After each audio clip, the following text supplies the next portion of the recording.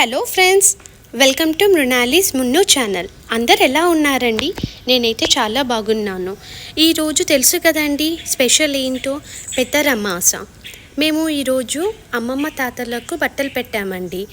ఈరోజు పెద్దలకి బట్టలు పెడితే చాలా మంచిదంట. పితృదేవతల బ్లెస్సింగ్స్ మనకి ఎప్పుడూ ఉంటాయండి. మా పాప చూడండి ఎలా మొక్కుతుందో. ముందుగా ప్లేట్ అనేది తీసుకోవాలండి. ప్లేట్ తీసుకున్నాక 4 దారాలు అటుపక్కన ఇటుపక్కన 4 సైడ్లు పెట్టుకోవాలి. దాని తర్వాత గుమ్మడాకులు అనేది ప్లేట్ మొత్తం పరుచుకోవాలండి. దాని తర్వాత ఇప్పుడు స్టార్ట్ చేయకముందు 5గురికి బొట్లు అనేది పెడతామండి.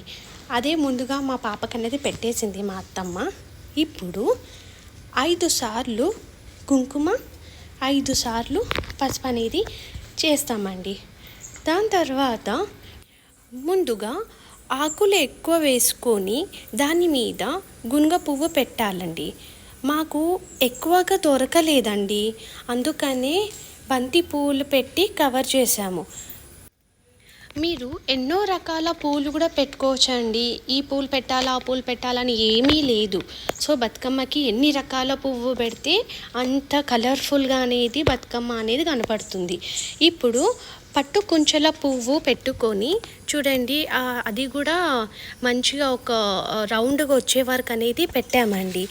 దాని తర్వాత మేము కొన్ని వైట్ చామంతి, ఇంకొన్ని ఎల్లో చామంతి అనేది కలిపి కూడా పెట్టేసామండి. అది రౌండ్గా మధ్యలో ఇంకొక ఫ్లవర్ అనేది కూడా పెట్టామండి. ఆ ఫ్లవర్ని ఏమంటారో నాకు తెలీదు, అది చామంతి అని అనుకుంటున్నా నేను. ఇప్పుడు మధ్యలో అనేది మీరు ఏదైతే ఆకు ఉంది కదండి, గుమ్మడాకు, ఆ గుమ్మడాకు అనేది బతుకమ్మ కడుపులో అనేది వేసామండి. ఎందుకంటే స్టిఫ్గా అనేది ఉండాలి, దాన్ని స్టిఫ్గా ఉండడానికి వేసాము. ఇప్పుడు అంతా సెట్ చేసుకోవాలండి, అది కరెక్ట్గా ఉన్నదా లేదా అని. అంటే మనకి రౌండ్ షేప్లో అనేది రావాలి. ఇప్పుడు దాని తర్వాత ఒక్కసారి చూడండి, నేను తంగిడి పువ్వులు కూడా పెట్టాను. ఎందుకంటే బతుకమ్మకి మెయిన్గా తంగిడి పువ్వులు అనేవి కూడా పెడతాము. మళ్ళీ దాని మీద రోజెస్తో కవర్ చేసేసాము. చూడండి ఎంత చక్కగా రౌండ్గా ఎంత మంచిగా వచ్చిందో. ఫైనల్గా బంతి పువ్వులు అండ్ ఫైనల్గా వచ్చేసి రోజ్ ఫ్లవర్తో ఏం చేశానండి పెద్ద బతుకమ్మ అనేది. ఇప్పుడు ఊడకుండా ఉండడానికి ఏదైతే ముందుగా మనము దారాలు పెట్టుకున్నాం కదా, ఆ దారాలతో మనము టైట్ కాకుండా లూజ్ కాకుండా జర నార్మల్గా అనేది దారం కట్టుకోవాలండి. ఎందుకంటే ఇప్పుడు బతుకమ్మ పువ్వులు అనేది విరిగిపోవద్దు, సో అట్లా పెట్టుకోవాలి. ఇప్పుడు ఏంటంటే ఇంకా చిన్న బతుకమ్మ అనేది చేస్తున్నామండి. ఎందుకంటే పెద్ద బతుకమ్మతో పాటు చిన్న బతుకమ్మ కూడా చిన్న బతుకమ్మ కూడా సేమ్ అండి. పెద్ద బతుకమ్మకి ఎట్లా చేసినాము, ఆకులు అనేది వేసి దారం వేసేసి 5 సార్లు కుంకుమ 5 సార్లు పసుపు అనేది వేయాలి దీనికి కూడా. సో మేము ఫస్ట్ బంతి పూలు అనేది పెట్టేసామండి. ఇది వచ్చేసి ఒక 2 మినిట్స్లో అయిపోయిందండి. ఎందుకంటే తొందరనే అయిపోతుంది, చిన్న బతుకమ్మ కదా. దాని తర్వాత చామంతి పూలతో పెట్టామండి. ఫైనల్గా వచ్చేసి తంగిడి పూలు ఇంకా కలర్ఫుల్గా రోజెస్తో అనేది చిన్న బతుకమ్మ అనేది ఏం చేసాం. ఇప్పుడు చూడండి బతుకమ్మ ఆడడానికి రెడీ అయిపోయాము, నేను మా పాప. ఒక్కసారి చూడండి మా పాప ఎంత ముద్దుగా చిన్న బతుకమ్మని తీసుకొని వచ్చిందో. ఇప్పుడు బతుకమ్మ అనేది ఆడడం స్టార్ట్ చేసామండి. ఇప్పుడు నేను ఆడుతున్నాను ఆల్రెడీ, మా పాప కూడా నన్ను చూసుకుంటూ ఆడడం స్టార్ట్ చేసింది. మా పాపకి అర్థం కావట్లేదండి ఎట్లా ఆడాలా అని. ఆ వయసు కూడా కాదు కదండి, ఆడే వయసు కాదు. సో మనం ఎట్లా ఆడిపిస్తే అట్లా ఆడుతుంది.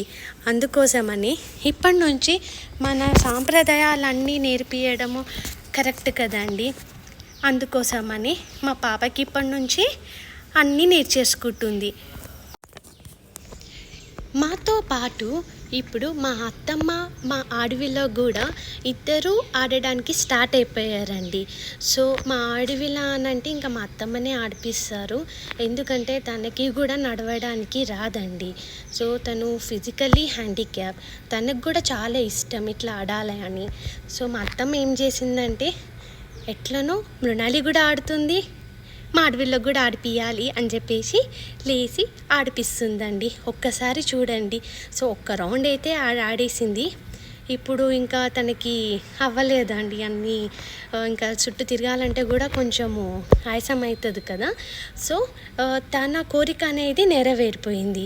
ఇప్పుడు మా మున్ను ఎంతసేపు ఆడినా కానీ తనకి అలసట అనేది రాదు, మంచిగా ఆడుతుందండి. మా మృణాలి కూడా అన్నీ నేర్చేసుకుంటుంది ఇప్పుడు చూడండి, బుజ్జి బతుకమ్మ అనేది తలపైన పెట్టుకుంటా అని చెప్పేసి అంటుంది. ఒక్కసారి చూడండి ఎట్లా చేస్తున్నదో.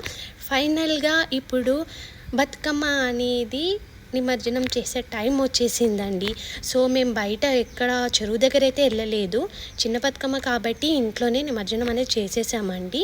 సో మీరు చూసినట్లయితే ఒక టబ్ పెట్టాము, ఆ టబ్లో అనేది మేము వాటర్ అనేది నింపేసి అందులోనే వదిలేసానండి. చూడండి అక్కడ మా పాప, నువ్వు తొందరగా చేసేసి నా టర్న్ అవ్వాలి, నేను కూడా వేయాలి బతుకమ్మ అని చెప్పేసి అలానే నించుందండి నా పక్కన.